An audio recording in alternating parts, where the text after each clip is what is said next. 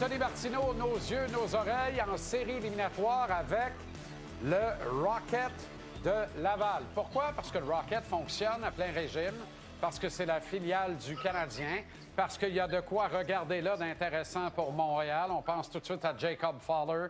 Évidemment, on ne peut pas élaguer de la conversation Logan Mailloux. Et pourquoi pas tantôt Winbeck, tantôt Oliver Kapanen et qui encore, évidemment, Florian Jacquet. Il y en a comme il n'y en a pas eu depuis longtemps quand même. C'est intéressant. Comment tu vas, Anto? Bien, ça va très bien. Content de te retrouver, mon ami. Content aussi.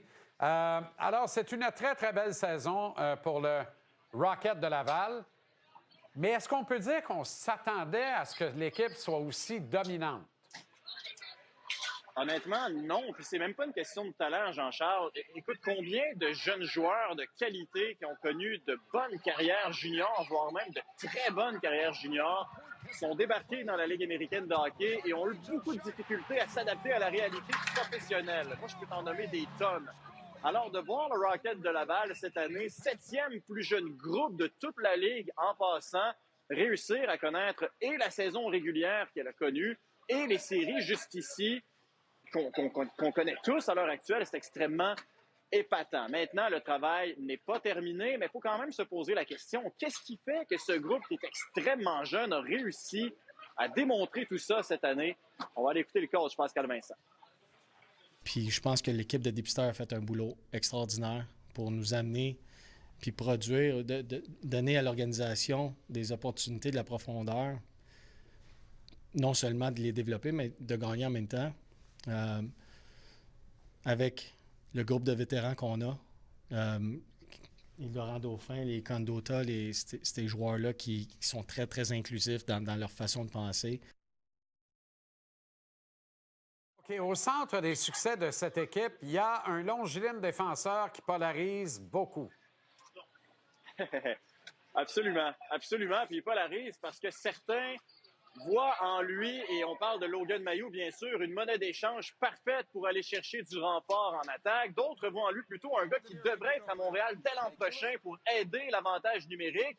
Et je suis l'un de ceux-là, et je t'ai lu récemment, et je sais que tu es aussi l'un de ceux-là, Jean-Charles.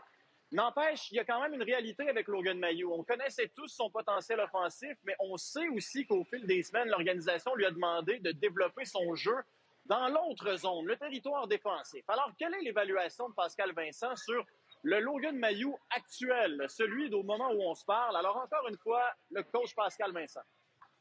Je pense qu'il joue son meilleur hockey de la saison. Je pense que tout le travail, puis la vidéo qui a été fait avec lui, puis sa capacité d'absorber cette information-là, à un moment donné, des fois, tu fais des choses, tu vois pas beaucoup de résultats, puis à un moment donné, boum! C'est comme tout a connecté. Donc, puis je pense qu'on voit ça de Logan en ce moment. Il joue du bon hockey offensivement, mais il est dur à jouer contre défensivement. Ses reads sont bons sans la rondelle. Puis on veut pas changer Logan Mailloux, loin de là. On veut juste rajouter des outils à son coffre. Très intéressant. Florian Jacquet, lui, est en apprentissage avancé dans la Ligue américaine. D'aucuns pensent qu'il doit obtenir une véritable chance au prochain camp d'entraînement du Canadien. Pour ce faire, il doit bien faire toutes les petites choses, notamment comment il interagit avec les officiels dans le cours d'un match. Hein? Oui, parce que, écoute, le problème, si c'en est un, c'est pas un problème en fait, mais c'est que Florian Jacquet est un gars très confiant. Il sait pertinemment que les outils pour déranger l'adversaire et il sait comment déranger l'adversaire. Maintenant, il faut savoir reconnaître le moment où c'est le moment. Alors, Florian s'est fait prendre au dernier match avec un peu d'une pénalité coûteuse. Alors, on lui a demandé évidemment comment il réagissait à tout ça quelques jours plus tard. Il dit, évidemment, t'aimes jamais mettre ton équipe dans l'embarras. Mais ils nous ont aussi parlé justement de la relation qu'il essaie de développer avec les différents officiels et commentaires intéressants de son coach par la suite.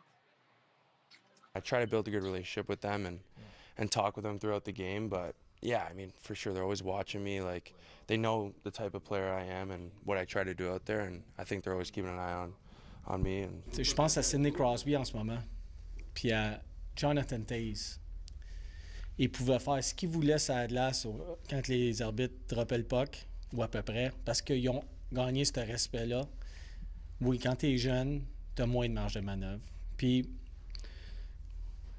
c'est une perception, je ne sais pas si c'est la vérité, mais c'est une perception qu'on a. Ça peut arriver. Puis c'est à toi de gagner ce respect-là avec le temps. Ce que Brendan Gallagher n'a jamais réussi à gagner, et Florian Jacquet peut peut-être être apporté dans la même phrase que Brendan Gallagher, mais assurément pas dans la même que Sidney Crosby et Jonathan Toews, sauf mon immense respect à Pascal Vincent.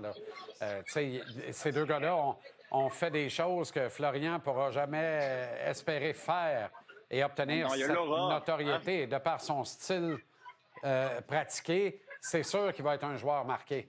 Alors, c'est à lui, justement, de bien dealer avec ça. On a vu son frère rencontrer quelques difficultés en ce sens.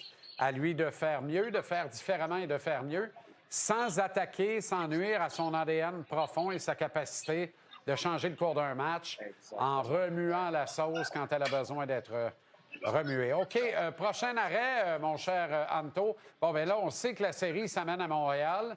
Pour les 3 prochains matchs, si nécessaire, évidemment. Le Rocket a fait ce que doit gagner un match à Rochester, mais on voit que les Americans, là, sont fringants. D'ailleurs, décision intéressante sur qui sera d'office devant le filet pour le 3e match de la série. Absolument. Pascal Vincent n'a pas vraiment voulu s'avancer là-dessus aujourd'hui. C'est la seule chose que je peux vous dire à ce moment-ci, messieurs, c'est qu'il y aura quelqu'un devant le filet. Maintenant, Rochester, une équipe extrêmement rapide. Mais Pascal le dit ce matin, la beauté de la chose, c'est que même si on n'a pas connu notre meilleur match lors du match 2, on aurait pu repartir de là-bas avec une avance de 2-0. Alors, c'est pas une proie facile. Il y a des gars comme Derek Coolidge qui ont joué l'essentiel de la saison en haut. Si Laval réussit à battre cette équipe-là, ce sera encore une fois un message de lancer à travers la Ligue américaine parce que déjà, le Rocket a fait écarquiller bien des yeux cette année, mais la besogne n'est pas terminée. On sent que les gars ne sont pas encore satisfaits. C'est parfait comme ça.